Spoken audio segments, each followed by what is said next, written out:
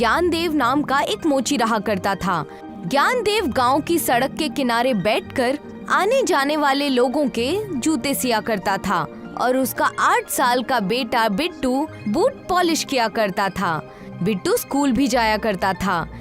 एक दिन की बात है, बिट्टू अपने पापा के साथ बैठकर गांव के मुखिया के जूते पॉलिश कर रहा था कि तभी ज्ञानदेव की बेटी पायल वहां पर पहुंची। पापा, आपको पता है बिट्टू ने 5वीं क्लास का इम्तिहान बहुत अच्छे नंबरों से पास किया है। ये तो बहुत खुशी की बात है बेटा। मैं जब इसकी उम्र का था तो मुझे तो ठीक से गिनती भी नहीं आती थी। चलो, कम से कम ये हिसाब किताब तो करना सीख ही जाएगा। ये कैसी बातें कर रहे हैं पापा आप? मैं चाहती हूँ कि मेरा भाई पढ़ लिख कर बहुत बड़ा आदमी बने। अरे बिटिया, पढ़ाई लिखाई कोई सस्ती नहीं होती। आजकल के जमाने में तालीम का भी कारोबार होने लगा है। लेकिन पापा, मैं बड़े होकर सॉफ्टवेयर इंजीनियर बनना चाहता हूँ। आपको पता है, मैं अपनी क्लास में सबसे अच्छा कंप्यूटर चलाता हूँ। बिट्टू सही कह रहा है पापा। मास्टर जी बता रहे थे कि बिट्टू की उंगलियां कंप्यूटर के कीबोर्ड पर घोड़े की तरह दौड़ती हैं। मुखिया मुस्कुराते हुए ज्ञानदेव से बोला, तेरा बेटा बिट्टू बहुत ही ज्यादा होशियार है ज्ञानदेव। मुझे ख्याल है कि इस बेचारे को आगे न पढ़ाना इसके साथ बहुत बड़ी नाइंसाफी करने जैसा होगा। बात तो आप ठीक कहते हैं मुखिया जी, लेकिन मैं क्या कर सकता हूँ? आप तो जानते हैं कि मैं एक मोची हूँ। आप ही बताइए, भला दिन भर लोगों के जूते सीकर और पॉलिश करके मैं कितना कमाता हूँ? मैं तुम्हारी बात समझ रहा हूँ। शहर में मेरा भतीजा दिनेश और भतीजी रुक्मणी रहती है। तुम चाहो तो अपने छोटे भाई को वहाँ पर ले जा सकती हो। मैं उन्हें फोन पर बता दूंगा। वो जरूर किसी अच्छे कंप्यूटर इंस्टीट्यूट पर इसकी एडमिशन करवा देगा। तुम दोनों बच्चों को वहाँ पर कोई खाने पीने की दिक्कत भी नहीं होगी। आपका बहुत बहुत शुक्रिया मुखिया जी। आपका वैसे भी मेरे खानदान पर बहुत एहसान है। अरे एहसान की क्या बात है सुखदेव, तेरा बेटा बिट्टू पढ़ लिख लेगा तो हमारे गांव का नाम रोशन करेगा ना। अगले दिन पायल अपने छोटे भाई बिट्टू को लेकर शहर में घर के सामने डोरबेल बजा रही थी। कौन हो तुम? मेरा नाम पायल है और ये मेरा छोटा भाई बिट्टू है। ये पढ़ने लिखने में बहुत होशियार है। हमें हमारे गांव के मुखिया चाचा ने यहाँ आपके पास भेजा है।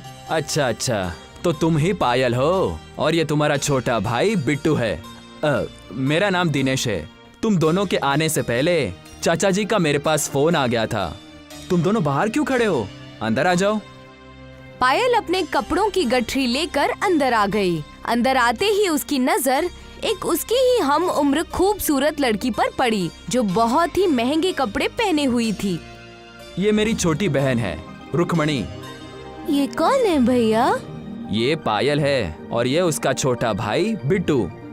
आज से ये दोनों हमारे घर पर ही रहेंगे। बिट्टू को कंप्यूटर सीखने का बहुत शौक है और गांव में कंप्यूटर का कोई भी इंस्टीट्यूट नहीं है। रुक्मिणी मजाक करने वाले अंदाज में हंसते हुए बोली, क्या भैया, आपको लगता है कि इन गवारों के दिमाग में कंप्यूटर घुस जाएगा? ये तो बड़े होकर सिर्फ मेहनत मजदूरी ही करते हैं। मुझे ऐसा लग रहा है जैसे कि मैंने इन दोनों को गांव में कहीं देखा है। अरे, मुझे याद आया, ये लड़का तो वही है जिसने गांव की सड़क पर मेरी चप्पल सी थी। इसके पापा तो मोची है ना?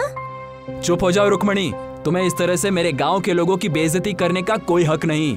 मत भूलो, तुम जिस लोगों का मजाक उड़ा रही हो, हमारा खानदान भी उसी गांव का रहने वाला था। वो सब तो सही है भैया, लेकिन आप इन बातों को क्यों नहीं समझ रहे कि कंप्यूटर इंटेलिजेंट लोगों के दिमाग में घुसता है, ना कि मोचियों के दिमाग में।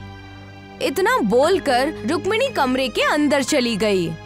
इसकी तरफ से मैं माफी मांगता हूँ। वो क्या है ना कि मम्मी पापा के जाने के बाद मैंने ही इसकी लाड़ प्यार से परवरिश की है, इसलिए थोड़ा सा बिगड़ गई है। कोई बात नहीं, मैंने उनकी बात का बुरा नहीं माना। तुम दोनों हाथ मुंह धोकर दावत कर लो। उसके बाद मैं तुम्हें एक एड्रेस दूंगा शहर के बेस्ट इंस्टीट्यूट का। मैंने उनसे बात कर ली है। तुम अपने छोटे भाई को लेकर वहाँ चली जाना। अगले दिन पायल बिट्टू को लेकर शहर के टॉप इंस्टीट्यूट में चली गई। उस इंस्टीट्यूट की मालकिन प्रभा शर्मा पायल और बिट्टू को देखकर चौंक गई। तुम दोनों कौन हो? और अंदर कैसे चले आ रहे हो? मेरा नाम पायल है और ये मेरा छोटा भाई बिट्टू। इसको कंप्यूटर सीखने का बहुत शौक है।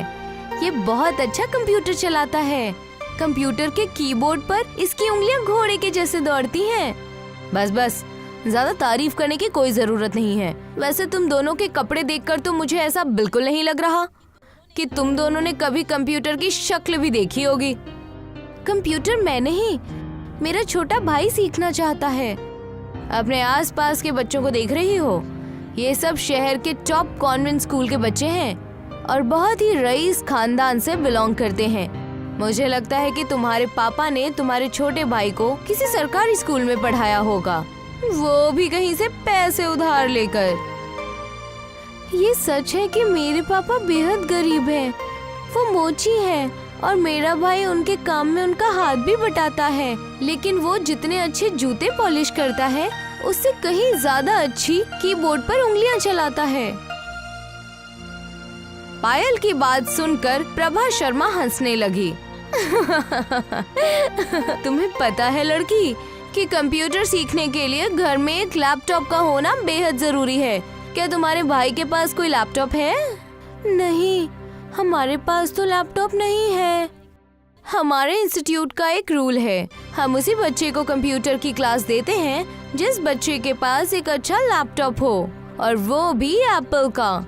जब तुम अपने छोटे भाई के लिए लैपटॉप खरीद लेना तब यहाँ पर चली आना। पायल जरा सा मुंह लेकर बिट्टू को लेकर घर वापस आ गई और सारा मसला दिनेश को बताया। माफ करना पायल, मैं तुम्हें बताना ही भूल गया। एप्पल का लैपटॉप कितने रुपए का आता है? दिनेश के बोलने से पहले ही रुक्मिणी बोल पड़ी। एप्पल का लैपटॉप जितने रुपए का आता है ना, उतने रुपए का तो तुम्हारा घर भी नहीं होगा। मैं गांव वापस नहीं जाऊंगी, नहीं तो गांव के लोग मेरा और मेरे छोटे भाई का मजाक उड़ाएंगे। क्या आप मुझे यहाँ पर कोई काम दिलवा सकते हैं?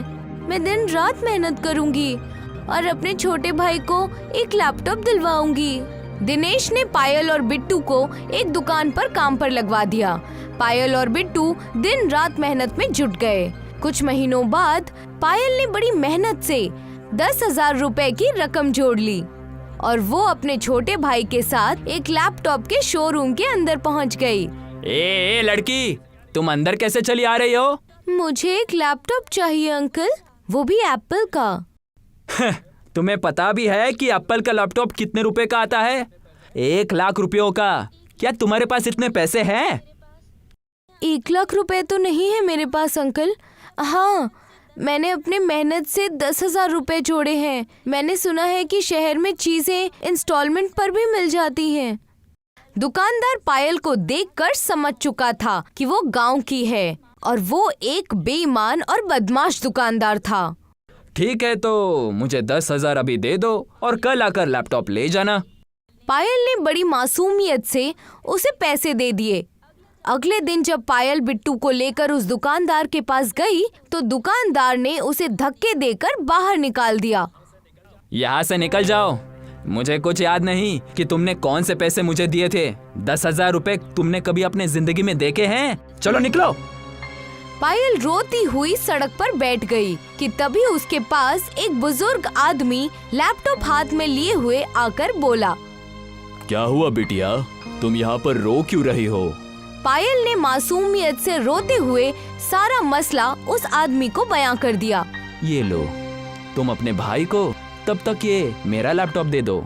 मुझे अब इसकी कोई जरूरत नहीं है। जब तुम्हारा भाई कंप्यूटर चलाने में सफल हो जाए तब मैं तुमसे इसे वापस ले जाऊंगा। लेकिन आप हमारी मदद क्यों करना चाहते हैं? तुम्हें ये बताने के लिए कि इस दुनिया के सभी लोग बुरे नहीं होते। इतना कहकर वो आदमी वहाँ से चला गया और लैपटॉप पायल को थमा गया। पायल खुशी से अपने छोटे भाई से बोली, चल जल्दी से अपनी उंगलियों का कमाल दिखा और मुझे फोटोशॉप में लैपटॉप की ही इमेज बनाकर दिखा। बिट्टू ने फटाफट लैपटॉप की इमेज बना दी, मगर जैसे ही उसने फोटोशॉप पर इमेज तैयार की, अचानक उन दोनों को नींद का एक झोंका आया और अगले ही पल उनके सामने एक दूसरा लैपटॉप रखा हुआ था। ये कैसे हुआ? हमारे पास तो सिर्फ एक ही लैपटॉप है। पता नहीं दीदी, ये कैसे हुआ? जरा एक और इमेज बना। बिट्टू ने दूसरी बार भी इमेज बनाई और पहली बार की तरह ही उन्होंने वहाँ पर एक दूसरा लैपटॉप पाया। ये तो बिल्कुल वैसा ही लैपटॉप है जैसी मैंने इमेज बनाई थी। लगता है कि ये लैपटॉप जादुई है। जरा इस लैपटॉप में किसी दूसरी चीज की इमेज बनाकर दिखा। बिट्टू ने जो लैपटॉप पर दूसरी चीज की इमेज बनाई तब वहाँ पर कोई चमत्कार नहीं हुआ, मगर जैसे ही उसने लैपटॉप की इमेज बनाई तो उसकी इमेज बनते ही वहाँ पर दूसरा लैपटॉप सामने आ गया। पायल समझ गई कि इस लैपटॉप के अंदर से लैपटॉप ही निकल रहे हैं। दीदी, इस लैपटॉप की कीमत कम से कम 1 लाख रुपए होगी। ऐसे तो हम बहुत रईस हो जाएंगे। नहीं बिट्टू, हम ये लैपटॉप सिर्फ 1 रुपए में बेचेंगे ताकि हमारी ही तरह और गरीब बच्चे कंप्यूटर सीख पाएं। उस दिन के बाद से बिट्टू दिन भर लैपटॉप में से बहुत से लैपटॉप निकालता और पायल गरीब बच्चों को उस लैपटॉप को 1 रुपए में बेच देती। इस तरह से कुछ ही दिनों में उन दोनों ने इतनी रकम इकट्ठा कर ली कि बिट्टू का एडमिशन उस कंप्यूटर इंस्टीट्यूट में हो जाए। पायल बिट्टू को लेकर हाथ में लैपटॉप लिए इंस्टीट्यूट के अंदर पहुंच गई। ये लीजिए मैडम, आपकी फीस। अब मेरे भाई के पास अब एक लैपटॉप भी है और वो भी एप्पल का। मुझे तो यकीन ही नहीं हो रहा, लेकिन आंखों देखा हुआ तो झुटलाया भी नहीं जा सकता। तुमने अपने भाई के लिए वाकई बहुत ज्यादा मेहनत की है। उस दिन के बाद से बिट्टू जी जान लगाकर कंप्यूटर सीखने में लग गया और कुछ ही महीनों में बिट्टू कंप्यूटर में एक्सपर्ट बन गया। वो दिन भर कंप्यूटर इंस्टीट्यूट में रहता और शाम को अपने लैपटॉप में फोटोशॉप के अंदर लैपटॉप की इमेज बनाता और लैपटॉप के अंदर से लैपटॉप निकल आते और पायल उन सभी लैपटॉप को 1 रुपए में गरीब बच्चों को बेच देती।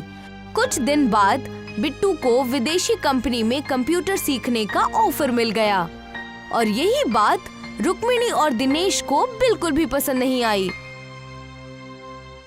ये क्या भैया, एक मोची का लड़का इतना काबिल हो सकता है? ये तो मैंने कभी सोचा ही नहीं था। सोचा तो मैंने भी नहीं था। मैंने तो बस चाचा जी की बातों में आकर उन्हें अपने घर में रख लिया, ये सोचकर कि 2-4 दिन में वो खुद भाग जाएंगे, मगर उन्होंने तो वाकई कमाल कर दिया। लेकिन भैया, मेरी एक बात समझ में नहीं आई। ये बात सिर्फ हम दोनों ही जानते हैं कि उस दुकानदार ने पायल के 10,000 रुपए जो छीने थे, उनको ऐसा करने के लिए आपने बोला था। तो बिट्टू के पास आखिरकार इतना महंगा लैपटॉप आया कहाँ से? जो भी हो रुक्मणी, लेकिन आज बिट्टू को एक बाहर से कंपनी ने काम करने का ऑफर दिया है। तुम्हें पता है, उस कंपनी में अच्छे पैसे वाले बच्चे भी कंप्यूटर नहीं सीख पाए। कुछ सालों बाद बिट्टू एक बहुत बड़ा सॉफ्टवेयर इंजीनियर बन गया, लेकिन उसने सभी मल्टीनेशनल कंपनियों की नौकरी का ऑफर ठुकरा दिया और अपनी बहन पायल को लेकर अपने घर, अपने गांव वापस आ गया।